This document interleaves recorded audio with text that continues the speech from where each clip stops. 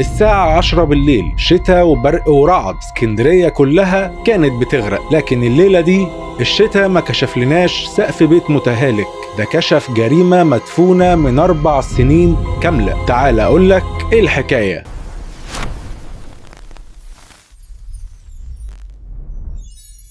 الأستاذ محمد راجل عنده 76 سنة، قاعد في بيت صغير في كفر الشواهر في برج العرب، وبسبب الشتاء الكتير سقف بيته ابتدى ينزل مية جوه الشقة، فقرر يطلع فوق السطوح علشان يتصرف في المية دي. والسطوح كان مليان رملة وأسمنت وخشب، بواقي بنى من السقف القديم. الأستاذ محمد وهو بيزق كومة رملة علشان المية تنزل لقى حاجة غريبة جدا، وابتدى يركز في تفاصيل اللي لقى جمجمة آدمية، ومن كتر الصدمة حاول يقنع نفسه ان دي عظم حيوان، كلب او قطة او اي حاجة تانية غير ان هي تكون راس بني ادم. بس للأسف لما حفر اكتر بان هيكل عظمي كامل لانسان. نزل يجري على الاسم، واول لما سمعوا البلاغ هناك اتحركوا بسرعة. المعمل الجنائي والطب الشرعي طلعوا معاه، ولما بدأوا يحفروا لقوا الجثة كاملة في المكان اللي قال عليه، وكانت مدفونة فعلا جوه مخلفات البناء، ومعاها بنطلون قديم. التقرير الأولي للطب الشرعي كان صادم. الجثة الولد عمره من 12 ل 13 سنة، وعنده إعاقة واضحة جدا في الحركة من شكل عظم الساق،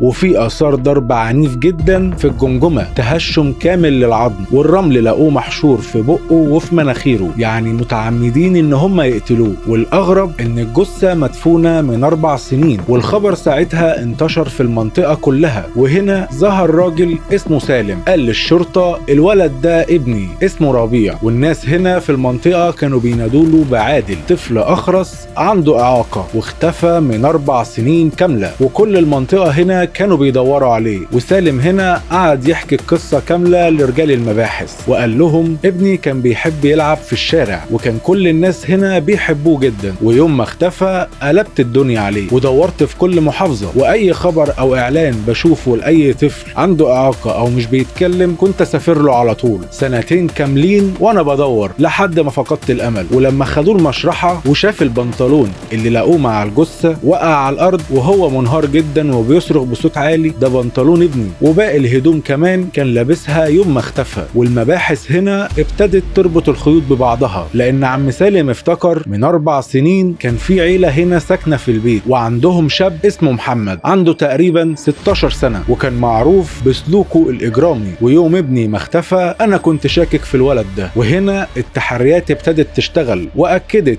ان محمد كان مقبوض عليه قبل كده في قضيه هتك عرض، واتحبس 2 شهرين. واول لما خرج الناس كلها في المنطقه رفضوا وجوده، واجبروا اهله انهم يمشوا من البيت. الشرطه راحت لمكان سكنه الجديد وقبضوا عليه، وهو في التحقيق انكر في الاول، لكن هنا المباحث لعبوها صح واقنعوه انهم عندهم ادله تثبت تورطه. انهار واعترف بكل حاجه، وقال انه كان بيتعاطى مخدرات وعنده ميول منحرفة، واستدرج الطفل عادل فوق السطوح بحجة انهم يلعبوا مع الطيور. وهنا حاول يعتدي عليه جنسيا، لكن الطفل حس بخطر وقاوم، ولانه اخرس كان بيقاوم بالحركة بس. وهنا محمد خاف ان الطفل ينزل يحكي لابوه او حد يشوفه، وهنا محمد قرر ان هو يخلص عليه. راح بسرعة جاب طوبة وفضل ينزل ضرب على دماغ الطفل، وبعد ما الطفل فارق الحياة محمد قرر يحط الرملة في بقه وفي مناخيره علشان يتأكد بأنه مات.